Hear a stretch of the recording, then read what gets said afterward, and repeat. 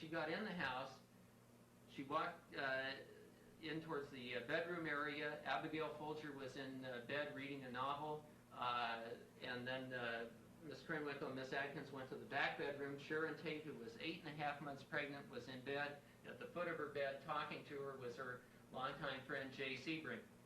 At knife point, Miss Krenwinkel and Susan Adkins got Sharon Tate and Jay Sebring and Abigail Folger out of their bedrooms into the living room. Miss Krenwinkel fought with Miss Folger to try and keep her there. Miss Folger broke free, ran out of the back of the house.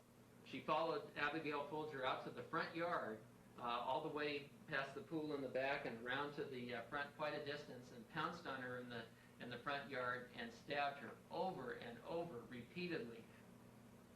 She had no remorse for this. All she could talk about in the car on the way back was how her hand hurt from stabbing the victims. And she did use the word victim. She didn't say from stabbing the victim, but she said her hand hurt from hitting the victim's bones when she was stabbing them.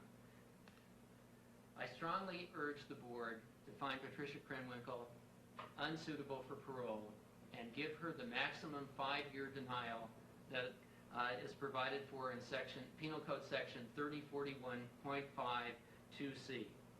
The fact that she has programmed well during the last 2 years does not overcome what she has done in these terrible, atrocious murders. I think that if you look at the total picture, Patricia Krenwinkel still presents an unreasonable risk of harm to society. Thank you very much. Thank you, Mr. Kay.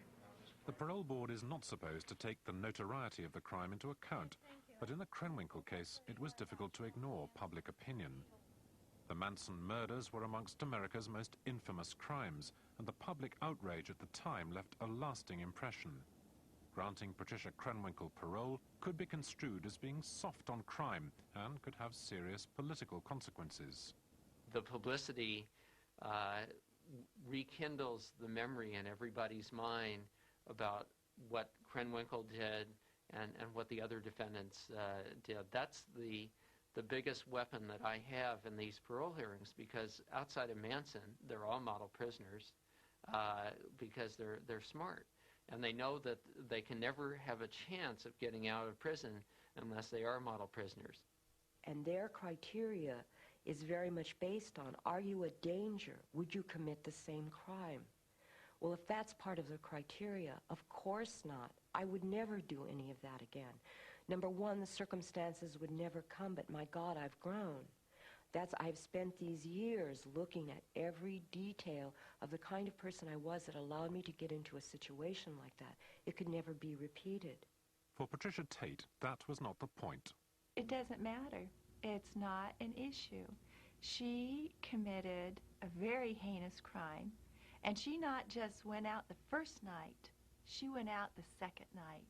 She knew, because she committed murder the first night, and she willingly went out to kill the second night. After a short recess, the parole hearing continued.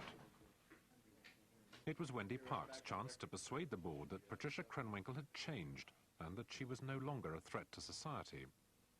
She had to impress on them that they should be looking at Krenwinkel's recent record and not going back over the crime itself. If the crime itself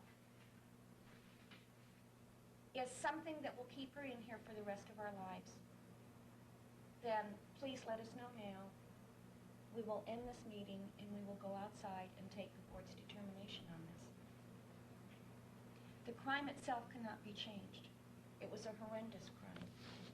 It has been talked about in detail here today. That can never be changed. Miss Krenwinkel cannot change it. I can't change it. Mr. Kate can't change it. Miss Tate can't change it. Nobody can. So what is the purpose then at this point? Is to say, is there something that this woman can provide to society in a safe manner? Is there any good that has come from the fact that her life was not taken? And that's the point we're starting from.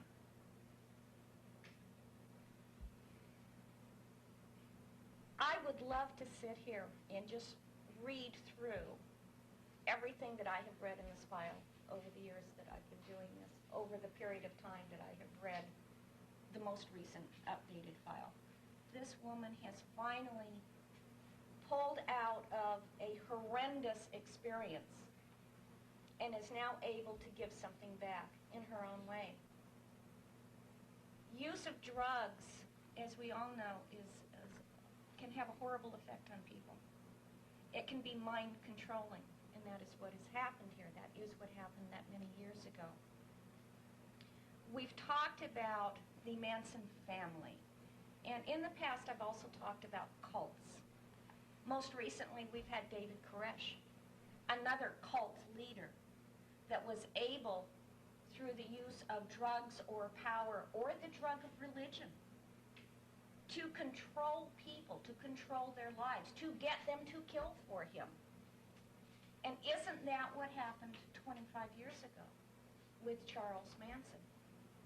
In his ability to take people that were hurting for whatever reason. They were hurting because they wanted something they couldn't find. They were hurting because they were using drugs.